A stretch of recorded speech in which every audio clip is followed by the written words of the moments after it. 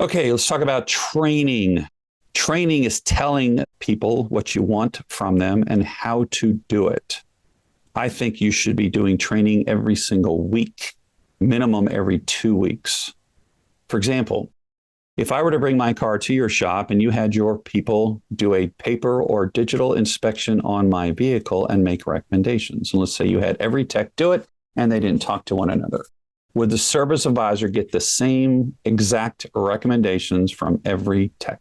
If Jimmy said it needs struts, everybody said it needs struts. If Jimmy said they were leaking in left front, everybody'd say that. Is that what you get? Or do you get a whole lot of he said one thing, she said another? What do you guys get? Well, that's where training comes in.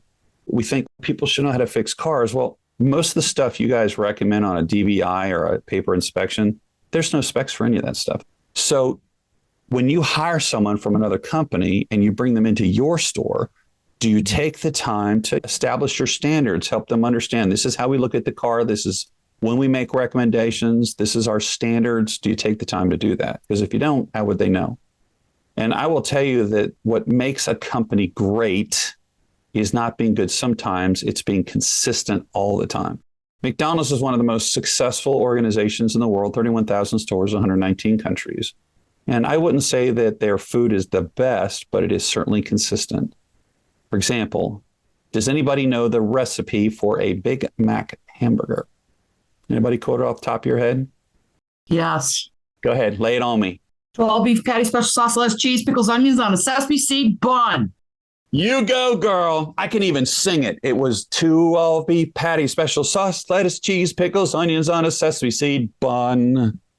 Yes, I'm that old. And when it originally came out, it was 55 cents. But wouldn't it be cool if everybody did an inspection the same way so that every single report you got at the front counter, you would know was just like that Big Mac? They followed that process completely from end to end. If you want to know tips on how to do that, it's one of the things I help clients fix. I have a way to fix that, whether using digital or paper.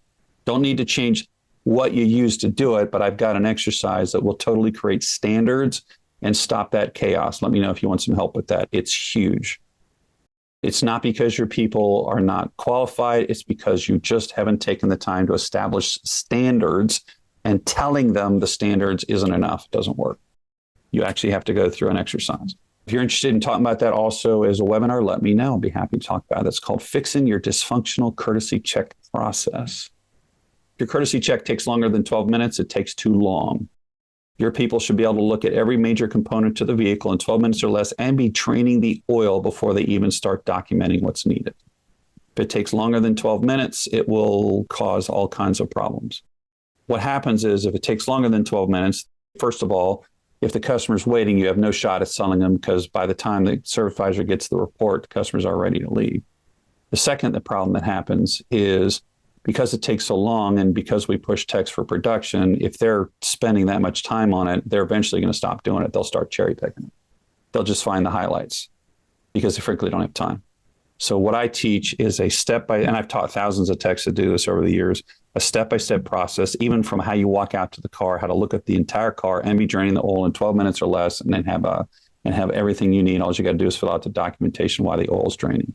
Service advisors should have what they need in about 14 minutes or less. And I'm talking a thorough inspection. So if you have any interest, let me know. Be happy to kind of share that with you guys. And then you can decide what tool you want to use to sell that to your consumer. Some people love digital, some people like paper. It's completely up to you. You got to tell them, hey, this is what I want. This is where I want to go. This is what I want it to look like. Telling them is the first step, but they don't learn from telling. People retain, at least males, retain less than 7% of a conversation within 24 hours. Did you know that? I can't speak for the females. I'm not one, but I do know the stats for males. Men retain less than 7% of a conversation within 24 hours if you test them. I would argue that a lot of men remember less than 7% of conversation within 15 seconds if they're not interested or engaged in that particular conversation. So telling is the first step, but it's not enough. And that's where most of you guys stop.